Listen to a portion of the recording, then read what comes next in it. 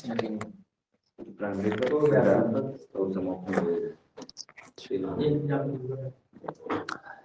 बच्चों, good morning.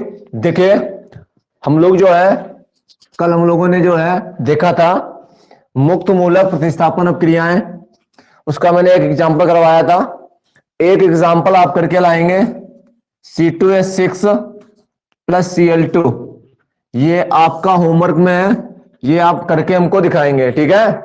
C2H6 plus Cl2 वाला जो भी है ये आप लोग करके दिखाएंगे। अगर समझ में नहीं आता है तो ये आप हमसे पूछ सकते हैं, वेरी इंपॉर्टेंट है। मैंने एक कल बताया था और एक ये है, इसका मैकेनिज्म है जो हमारे क्लास फर्स्ट ईयर के साथ साथ इंटर में भी है, ये आपको इंटर में भी पढ़ना है। तो इसलिए जो है आपको मैंने एक बता दिया है, दूसरा अपने आप कर लेना। और जैसे मैंने पहला वाला किया था बिल्कुल सेम वैसे ही ये होगा, ठीक है ना। आपको सारे के सारे एच हटाने हैं। इसी को बोलते हैं एल्केन का हैलोजनीकरण। तो ये एल्केन का हैलोजनीकरण करवा रहे हैं जो आपको स्वयं करना है, ठीक है। इसके बाद में नेक्स्ट हेडिंग है आपकी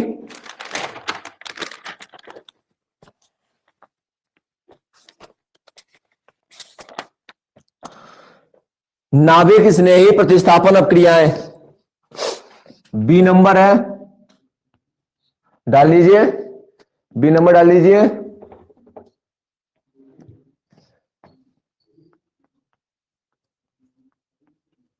नाभिक स्नेही, बुक है मेरे पास,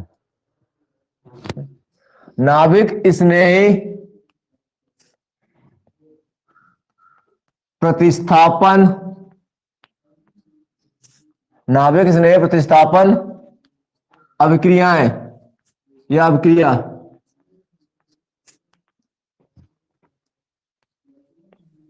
न्यूक्लियोफिलिक सब्स्टिट्यूशन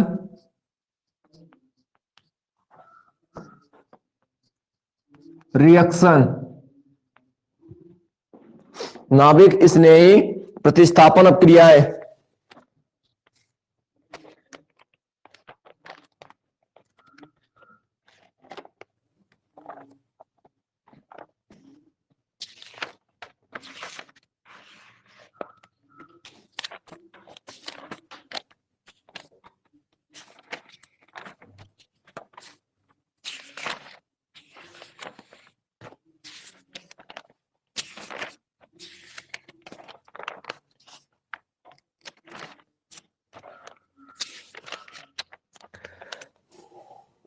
नाभिक स्नेही प्रतिस्थापन अपक्रियाएं, देखिए वे नाभिक स्नेही वे प्रतिस्थापन अपक्रियाएं, वे प्रतिस्थापन अपक्रियाएं अभिक्रियाएं वे प्रतिस्थापन अभिक्रियाएं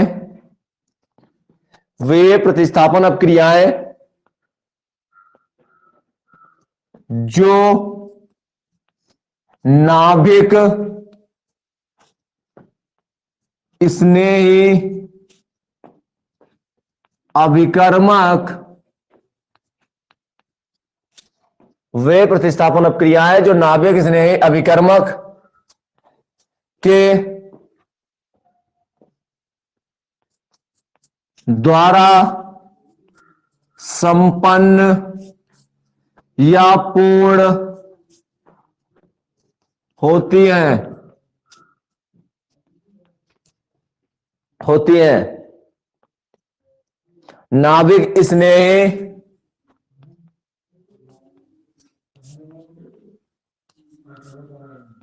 नाभिक स्नेही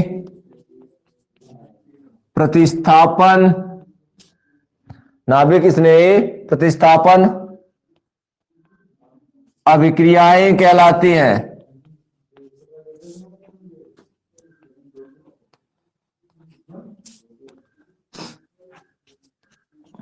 अभिक्रियाएं कहलाती हैं।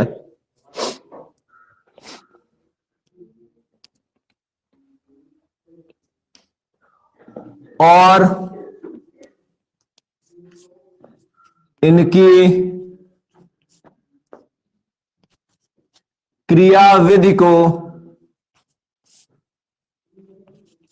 और इनकी क्रियाविधि को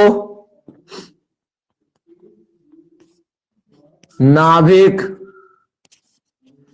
स्नेही क्रियाविधि कहते हैं।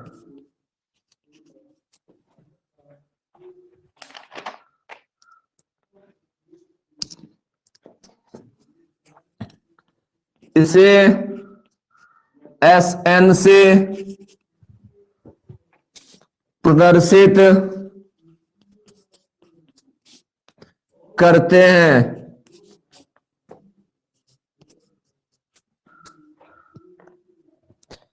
ये दो प्रकार की होती हैं। ये दो प्रकार की होती हैं। Number 1 SN1। देखो लिखने का तरीका देखना, SN1 बिल्कुल वैसे ही लिखना जैसे लिख रहा हूं, लिखने में गलती मत करना। SN1 अपक्रिया। नंबर 2 SN2 अभिक्रिया। SN1 अपक्रिया, SN2 अपक्रिया।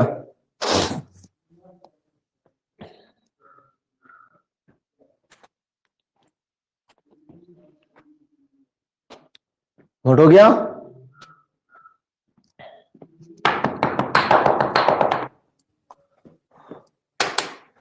Very important, inter के लिए पढ़ना है बेटा आपको।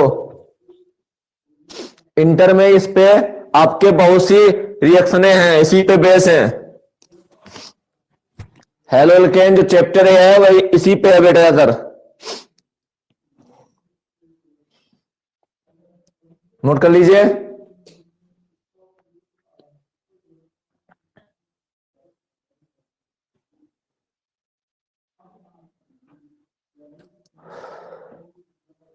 नोट हो गया? चल आगे देखिए।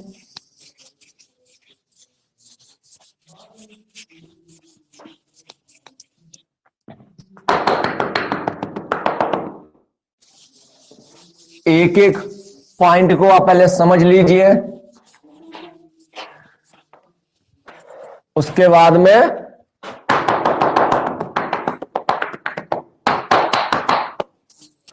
बहुत लंबा टॉपिक है बेटा, लिखाने के लिए भी लिखाऊंगा और समझाने वाला काम भी करता चलूंगा। ठीक है, आपको ध्यान से इसको समझना है जो मैं समझा रहा हूं। ठीक है, अच्छे से देखना। जो आपने लिखा है उसके नीचे जो है, उसके नीचे जो है आप ये लिख दीजिए जो आपने लिखा था अभी। ठीक है ना, ये दो प्रकार की होती है लिखा था, उसके नीचे आप लिखिए जो मैं बोल रहा हूं, लिखिए RX NU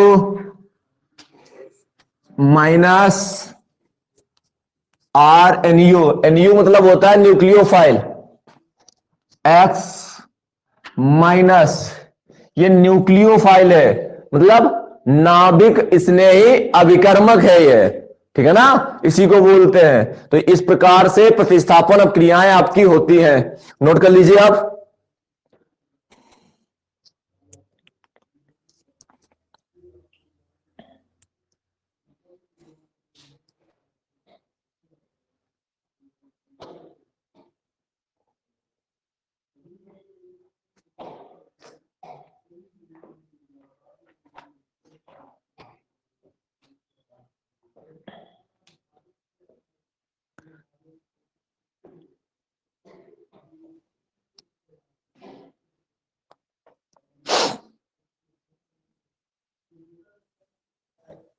हो गया? हो गया ना? तो आप इसके बाद में हेडिंग हमारी है, सबसे पहले हेडिंग डालेंगे हम लोग इसमें SN1 अभिक्रिया।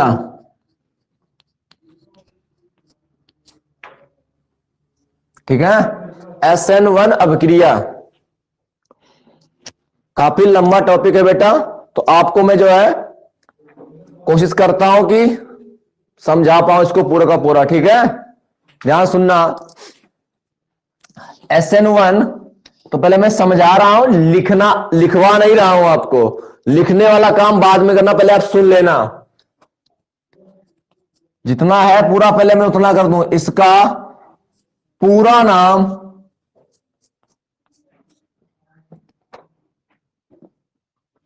एक, अब एक का मतलब समझना, एकाणुक।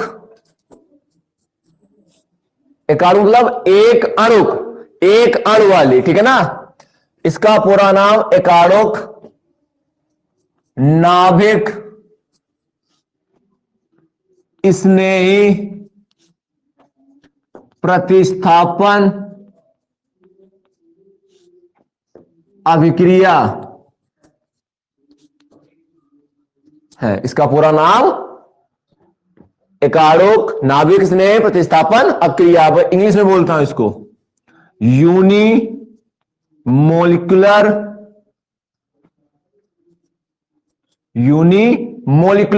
यूनी मतलब होता है एक, मोलिकुलर मतलब अणु, तो एक अणुक unimolecular nucleophilic substitution reaction. नाम क्लियर हो गया पूरा? वेरी इंपॉर्टेंट पूरा नाम बेटा है, यूनिमोलिकुलर न्यूक्लियोफिलिक सब्स्टिट्यूशन रिएक्शन। एकाणुक नाभिक स्नेही प्रतिस्थापन अभिक्रिया, इसका पूरा नाम है। ठीक है, अब इसको हम लोग यूनिमोलिकुलर क्यों बोलते हैं, इसका जवाब आपको मैकेनिज्म में मिलेगा। इसे ये लिखना नहीं है, मैं समझा रहा हूं आपको। आप देखिए इसे SN1, 1 का मतलब है यूनिमोलिकुलर, N का मतलब है न्यूक्लियोफाइल और S का मतलब है सब्स्टिट्यूशन। तो एक अणुक नाभिक स्नेही प्रतिस्थापन अभिक्रिया, इसे SN1 से प्रदर्शित करते हैं।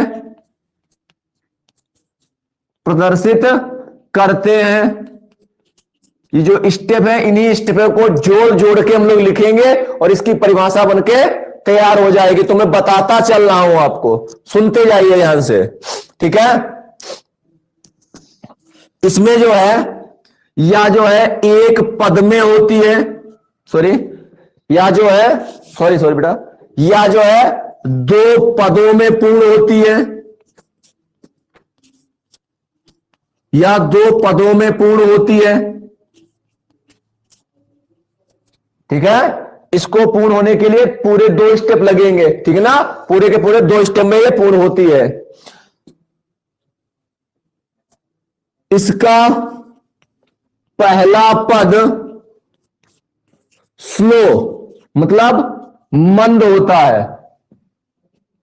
क्यों होता है, कैसे होता है, हर एक बात का मैं वर्णन करूंगा। मैं पहले कुछ बातें बता रहा हूं आपको, ये समझ लीजिए आप। ठीक है, ये 2 पदों में पूर्ण होती है। कौन सी है? SN1। और इसका पहला पद जो होता है वो स्लो होता है, मतलब मंद होता है। स्लो मतलब मंद होता है। और जो मंद पद होता है, जो मंद पद होता है उसी को बोलते हैं IDS। जो मंद पद होता है उसी को कहा जाता है IDS, rate determine step. Rate determine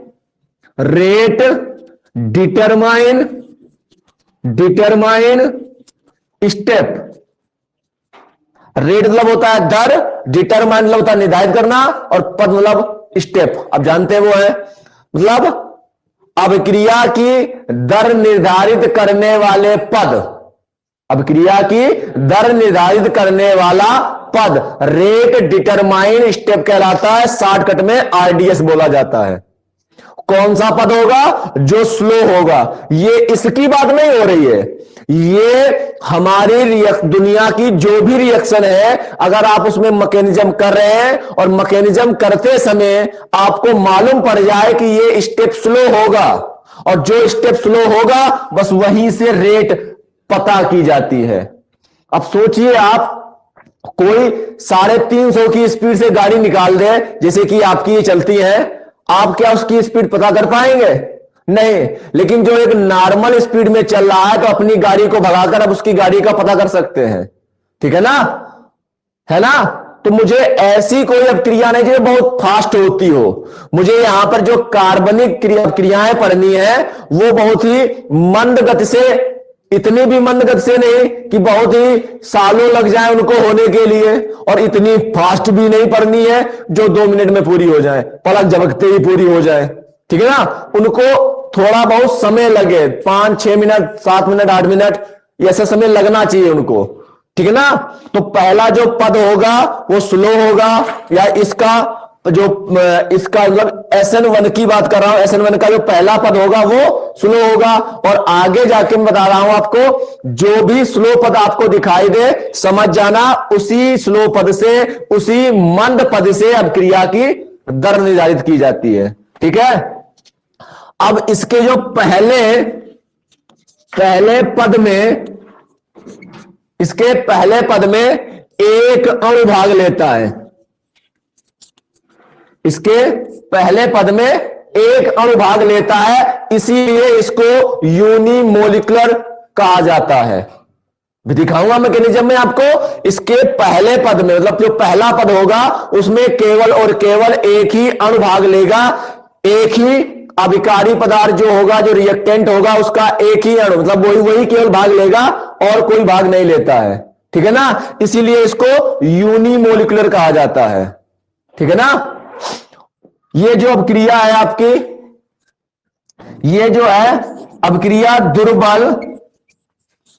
दुर्बल क्षार की उपस्थिति में करवाई जाती है।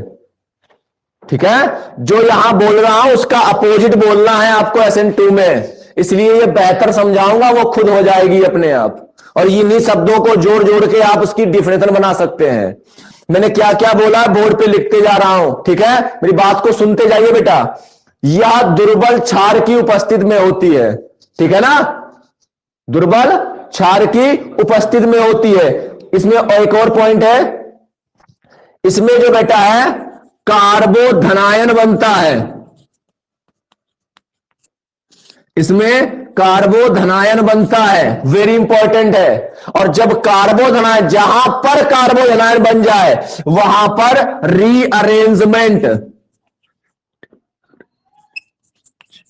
रीअरेंजमेंट मतलब पुनर्विन्यास हमेशा होगा। रीअरेंजमेंट का मतलब होता है पुनर्विन्यास, जिसका मतलब होता है हाइड्राइड शिफ्टिंग या मेथिलाइड शिफ्टिंग। अब ये क्या होती है, इसकी चर्चा हम लोग किसी ना किसी टॉपिक में फिर कर लेंगे। इसको पहले सुन लीजिए। जहां पर कार्बोधनायन बनेगा वहां पर हमेशा रीअरेंजमेंट होता है। हमेशा रीअरेंजमेंट का मतलब बोला है पुनर्विन्यास, जिसको हम लोग बोल सकते हैं हाइड्राइड शिफ्टिंग या मेथिलाइड शिफ्टिंग। पॉइंट क्लियर है ना हमारा? इसके बाद में जो हम लोग यहां पर दुर्बल क्षार लेंगे, या जो भी हम क्षार यूज करेंगे, उपयोग में लाएंगे, वो पोलर प्रोटिक होना चाहिए। पोलर प्रोटिक सॉल्वेंट, विलायक जिसको बोलते हैं। जो भी आप विलायक लेना वो पोलर प्रोटिक सॉल्वेंट लेना। पोलर का मतलब होता है ध्रुवी, प्रोटिक का मतलब होता है प्रोटॉन जिसके पास हो, और सॉल्वेंट मींस होता है विलायक। ठीक है ना? ध्रुवी प्रोटिक विलायक, क्या लिखेंगे हिंदी में इसको? ध्रुवी प्रोटिक विलायक। ठीक है? तो पोलर प्रोटिक सॉल्वेंट, ये क्यों लेना है हमको, क्यों लेना है, मैं आपको एक एक पॉइंट मैकेनिज्म में बताऊंगा। और ये बातें मैकेनिज्म से ही लेकर बता रहा हूं मैं। कुछ बातें आप समझिए पहले, उसके बाद में इसके मैकेनिज्म पे जाइए। इन्हीं बातों को लिखकर इसके मैकेनिज्म पे जाइए, आपको कोई समस्या नहीं होगी। एक दिन पूरा कम से कम इसमें 1.5 घंटे समझाने में वरना मैं इसको 1.5 घंटे में समझाता, लिखा, सब करता, आपको बेहतर समझ में आता। लेकिन बात यह है टाइम की कमी, ठीक है ना, इसीलिए थोड़ा जल्दी में कर रहा हूं। आपको नहीं समझ में आता है तो इंटर में मैं फिर से रिपीट करूंगा इसको, ठीक है ना, वहां पे फिर पढ़नी है तो मैं वहां पर फिर से रिपीट करूंगा, ठीक है ना। तो इसको बेहतर समझने की अभी कोशिश करिए इसको। तो पूरा पॉइंट याद हो गया आपको, हो गया ना। और भी बता देता हूं,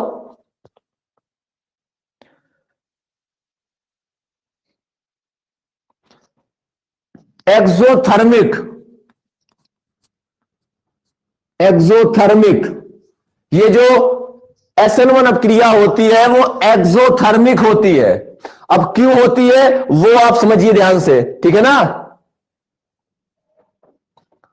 ऐसा क्यों होता है, क्योंकि जब मैं आपको मैकेनिज्म दिखाऊंगा तो वहां पे देखना, अभी मैंने लिखा था एक्स, एक्स का मतलब होता है हेलोजन, ये वाला बॉन्ड टूटता है और कार्बन और ऑक्सीजन के बीच बॉन्ड बनता है।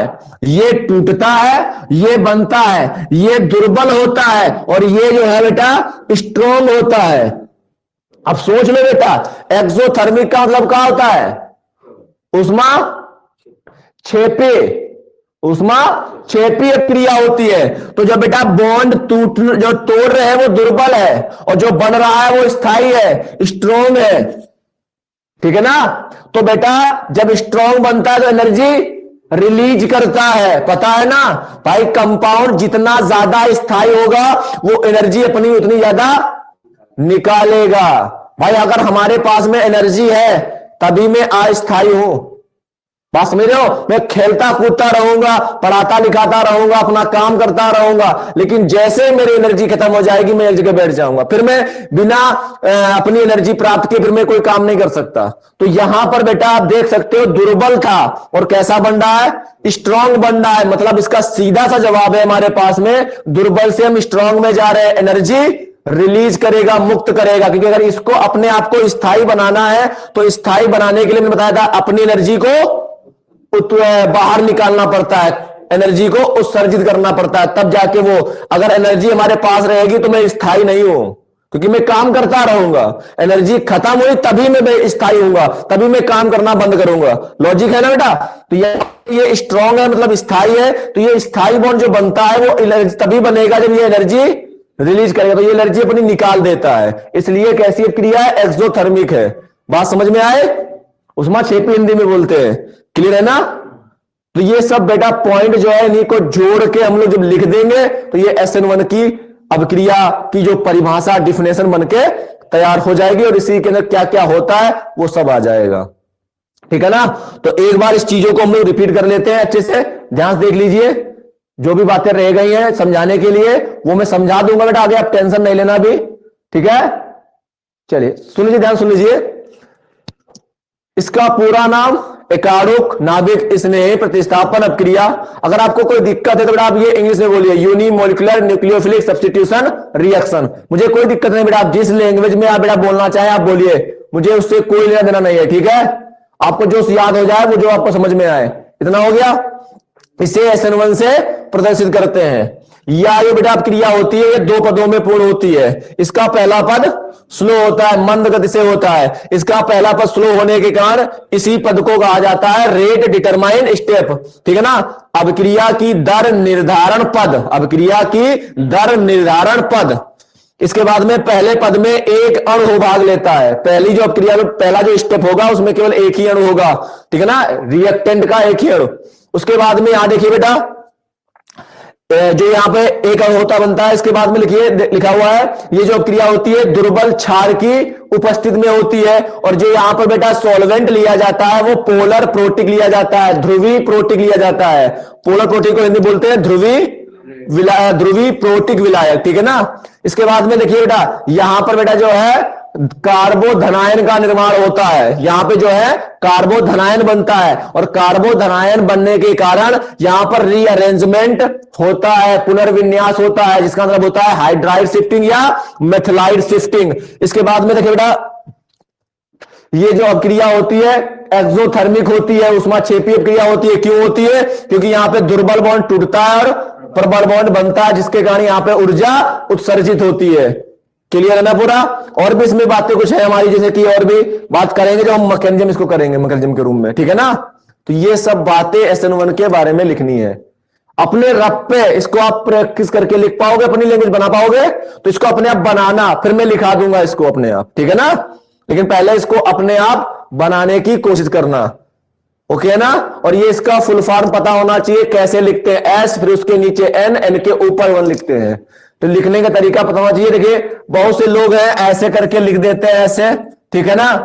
मानता हूं लिखा है, लेकिन वो गलत है बेटा लिखने का।